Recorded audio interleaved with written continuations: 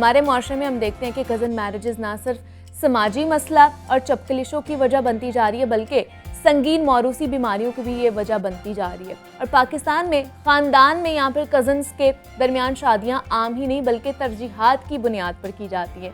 और यही वजह है कि मुल्क में जिन्याती बीमारियों की शरह बहुत ज़्यादा बढ़ती जा रही है। और एदाद-ओ-शुमार के मुताबिक अगर मैं आपको बताऊँ तो पाकिस्तान में 65 से 75% शादियाँ ख़ानदान में की जाती हैं, जिनमें से 80% शादियाँ फर्स्ट कज़न्स में होती हैं।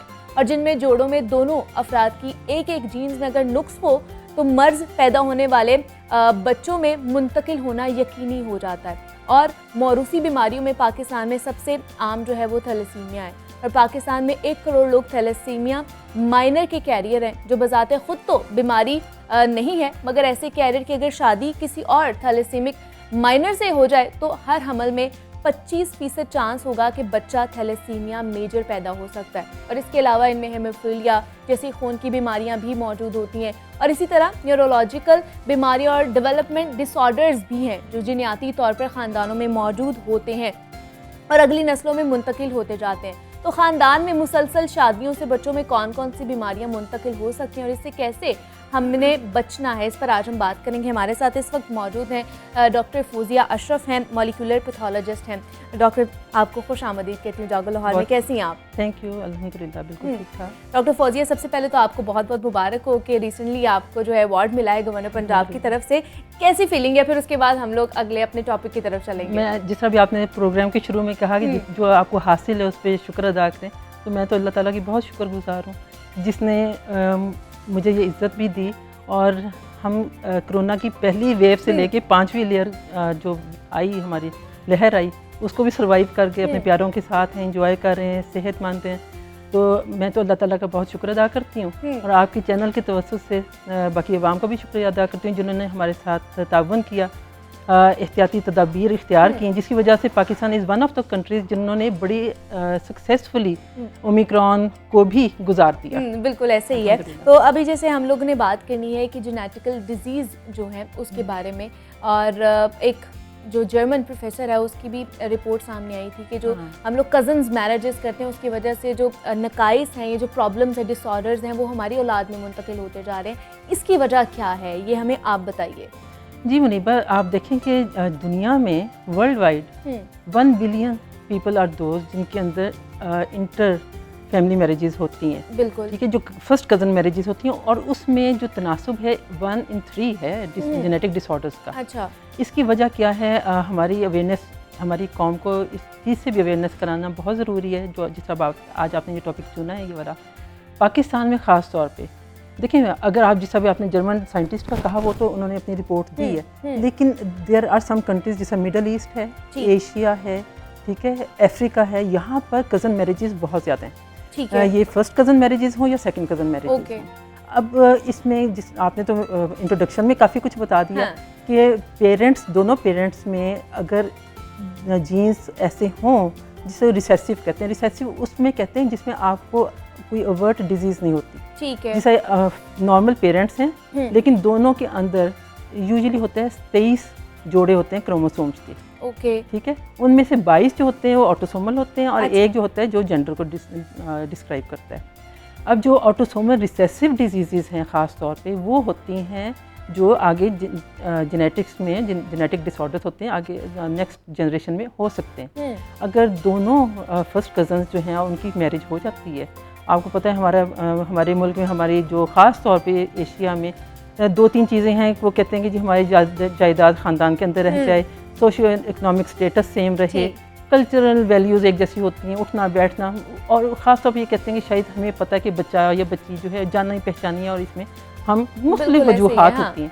अब उसका आगे कैसे इफ़ेक्ट हो सकता है नेक्स्ट जनरेशन में, इसको समझना बहुत ज़रूरी है। बिल्कुल ऐसे ही है। लेकिन डॉक्टर फौजिया, बहुत से लोग हैं अभी भी इसको नहीं मानते कि कज़न मैरिजेस के थ्रू बहुत सारे डिसऑर्डर जो है वो पैदा हो सकते हैं। तो आप मेडिकल एक्सपर्ट हैं, आप हमें ज़्यादा अच्छे तरीके से बता सकती हैं कि कज़न मैरिज ठीक है या नहीं ठीक है। इस पे कमेंट करें आप।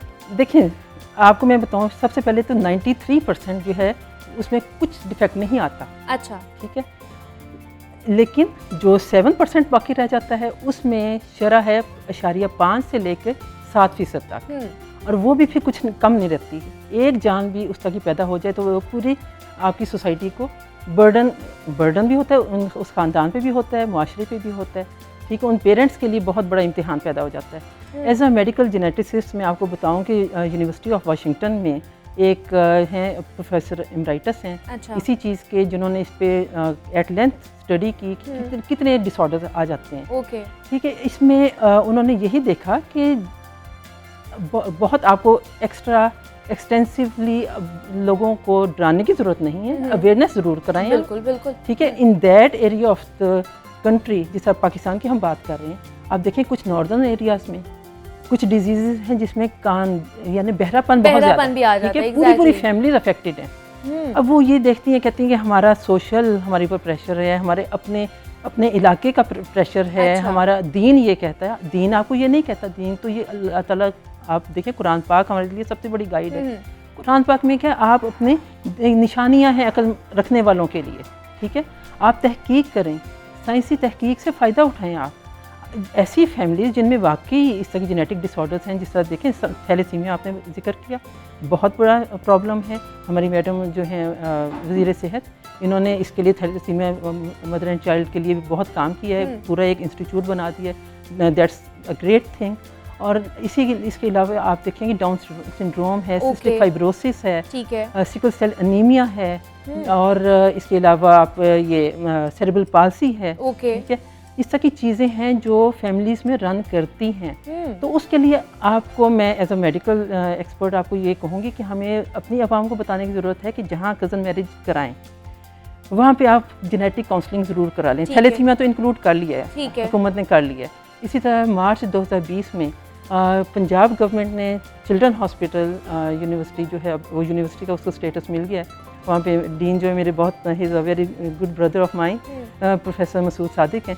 उन्होंने इसको यूनिवर्सिटी का दर्जा दिया और उन्होंने बहुत अच्छा एक स्टेप उठाया कि यहाँ पे जेनेटिक टेस्टिंग भी शुरू की है। डॉक्टर हुमा चीमा अरशद चीमा हैं, वो यहाँ पे जेनेटिक काउंसलिंग करवाती हैं और बहुत ज़्यादा टेस्ट अभी शुरू नहीं हुए। I am very interested in that. मैंने अपने बल्कि एक पाइपलाइन में है, अपने स्पेशलाइज हेल्थ केयर को मैंने एक प्रोजेक्ट भेजा है कि हमें इजाज़त दें कि हम उस तरह की रिसर्च करके यहाँ पे उस तरह के टेस्ट शुरू कर सकें, क्योंकि यहाँ पे एक्सपर्ट्स की अभी कमी है। यहाँ पे आप बेसिक साइंसेस में PhD काफ़ी सारे लोग हैं, लेकिन आफ्टर डूइंग मेडिसन MBBS के बाद PhDs बहुत कम है। बिल्कुल, खास तौर पे पैथोलॉजी, या फिर अगर है तो वो लोग बाहर चले जाते हैं सर्विसेज देने के लिए। पाकिस्तान में नहीं, एग्जैक्टली ब्रेन ड्रेन होता जा रहा है पाकिस्तान में। मुझे बताइए, जो सारे डिसऑर्डर्स मैंने भी जो बताए, जो आपने भी बताए हैं, जो कज़न मैरिजेस के बाद मुंतकिल होते हैं, क्या ये नस्ल दर नस्ल जब शादियाँ हो रही होती हैं ख़ानदान में तब ये मुंतकिल होते हैं, या एक शादी भी जो कज़न मैरिज होती है वो भी बच्चों को मुतासर कर सकती है? नहीं भाई, इसमें जिस पेरेंट, अगर दोनों पेरेंट्स में एक रिसेसिव जीन है, ठीक है, जो उनमें तो कोई सिम्टम नहीं है, लेकिन जब उनकी अगर बच्चे, तो 1 in 4 चांस है कि जो उनकी औलाद होगी उनमें से किसी एक को वो बीमारी की सूरत में आ सकता है। जब दोनों रिसेसिव जीन्स एक बच्चे में आ जाएंगे तो वहाँ पे फिर मैनिफेस्ट हो जाती है वो डिजीज़, ठीक है। अगर जो ऑटोसोमल रिसेसिव ज़्यादा बीमारियाँ होती हैं ये वाली, जो कि छुपी होती हैं, लेकिन अगर ऐसी कज़न मैरिजेस हो जाएं जहाँ पे दोनों रिसेसिव जीन्स एक बच्चे में आ जाएं तो उस बच्चे में फिर वो बीमारी बन जाती है, ठीक है। और इसके लिए तो हम यही एडवाइस करते हैं कि आप जेनेटिक काउंसलिंग ज़रूर करवाएं, ठीक है। अगर एक फैमिली में रन करता है तो ये इस पर बिल्कुल डिटेल्ड क्लिनिकल हिस्ट्री लें, उसमें फैक्ट्स इकट्ठे करें। और इसमें मेरी ये रिक्वेस्ट है पेरेंट्स से और आवाम से कि उतनी जब आप डॉक्टर के पास जाते हैं ना, अपनी किसी इन्फॉर्मेशन को हाइड ना करें। ये सोचिए कि जी बस डॉक्टर कहते कि हाँ हो जाए, कर लें आप, ये चीज़ नहीं होनी चाहिए। आप लॉन्गर टर्म में देखें कि जो आपकी औलाद होगी, जाहिर है शादी का एक मकसद ये होता है कि आप औलाद हो। देखें, अगर खुदा न खास्ता ऐसा बच्चा पैदा हो गया जो कि जेनेटिकली डिसऑर्डर्ड है और वो एक तो सोशियो इकोनॉमिक बर्डन पेरेंट्स के लिए, उसकी एजुकेशन नहीं होगी, माँ बाप यही सारी उम्र सोचते रहते हैं कि हमारे जाने के बाद उस बच्चे का क्या बनेगा। तो इसलिए बेहतर है कि आप जेनेटिक टेस्टिंग करवाएं, काउंसलिंग करवाएं और प्री नेटल टेस्टिंग कराएं, पैदाइश से पहले, ठीक है, हमल के दौरान और उस प्रेगनेंसी के दौरान जो काफ़ी नॉर्मल टेस्ट तो ज़रूर कराएं। अच्छा, अल्ट्रासाउंड कराएं। बहुत सारी ऐसी बीमारियां जो न्यूरोनल डिसऑर्डर्स जिस आपने बताया, बिल्कुल ऐसे होता है, स्पाइना बाइफिडा भी हो जाता है। कई पेरेंट्स में जो जेनेटिक डिसऑर्डर्स होते हैं, ये मौरूसी बीमारियों में जिसमें खून क्लोजली रिलेटेड ओके रिलेटिव्स में शादियाँ होती हैं, उनमें ये वाली हो जाते हैं और वो अल्ट्रासाउंड पे भी डिटेक्ट हो जाते हैं।